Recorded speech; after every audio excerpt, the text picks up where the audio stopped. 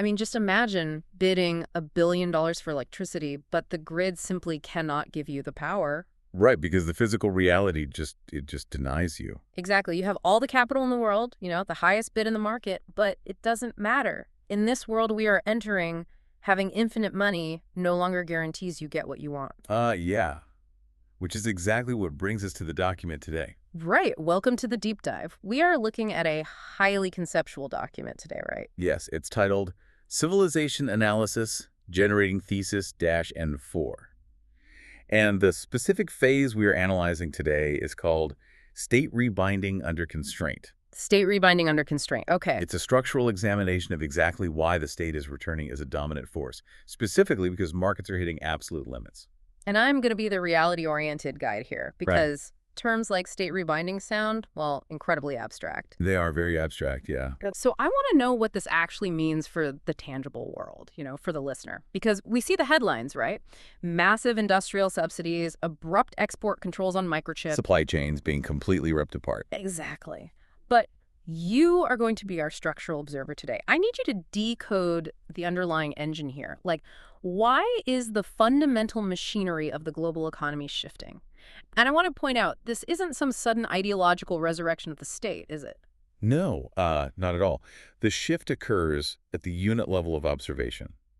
For decades, the global system operated by viewing the world in market units. Market units, okay. Right. Corporations, capital flows, they all operated as if sovereign borders were just, friction to be optimized away. Just speed bumps. Exactly. But what we're observing now is a forced transition to viewing the world in state units.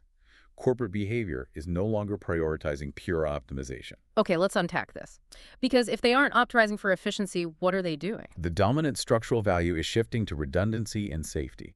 But wait, if safety is replacing efficiency, doesn't that inherently break how global money flows? I mean, supply chains used to just be about frictionless integration. Pure efficiency, yeah. Right. You built the part where labor was cheapest, you shipped it where demand was highest, and the market just naturally processed that friction. Why are companies suddenly acting like they are terrified of the state?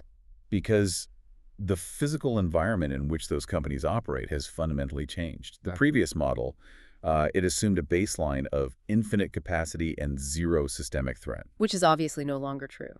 Right. When those assumptions break, optimization actually becomes a liability. A highly optimized supply chain is brittle.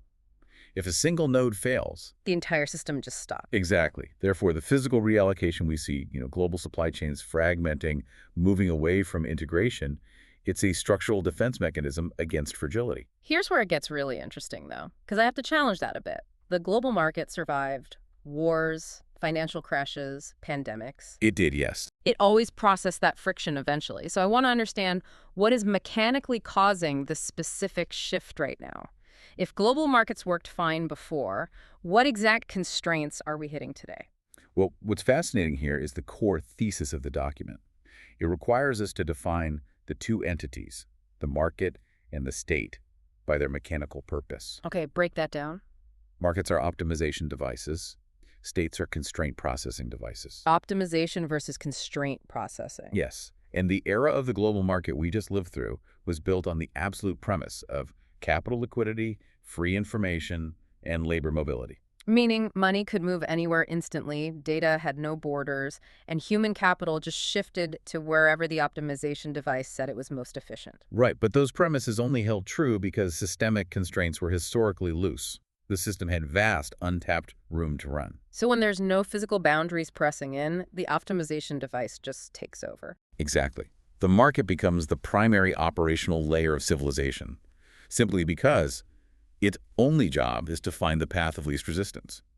So if there are no constraints, the market runs the show. But what you are saying is we are hitting real physical constraints now across what the document calls the civilization stack. Yes.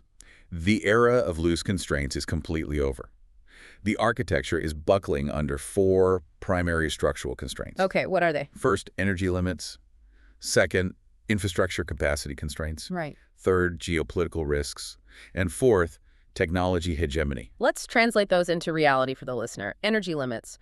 We are literally hitting a wall on the physical power required to run advanced computation. Artificial intelligence, industrial bases, yeah. Right. Infrastructure capacity is just the physical limit on moving goods and electricity. Geopolitics is the weaponization of borders. And technology hegemony, that's the reality that controlling foundational tech is now sovereign survival. It's mandatory for survival, yes. But why can't the market solve this?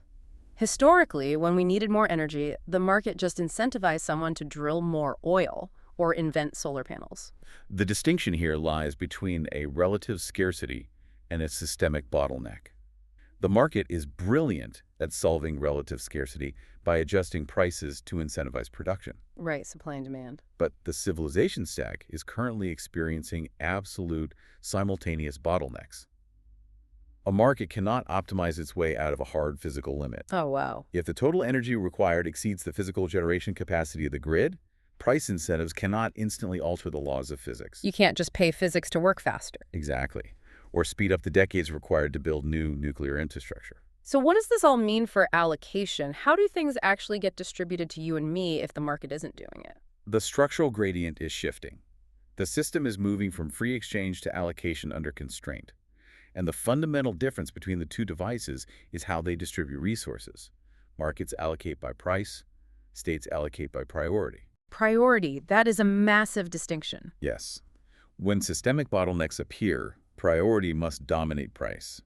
Therefore, the allocating entity inherently shifts from the market to the state. So it moves from optimization to securing to allocation. That is the exact structural gradient, yes. Yeah. Optimization, securing, allocation. Does this mean the state is simply overpowering the market then, like rendering the market obsolete? Well, if we connect this to the bigger picture, no.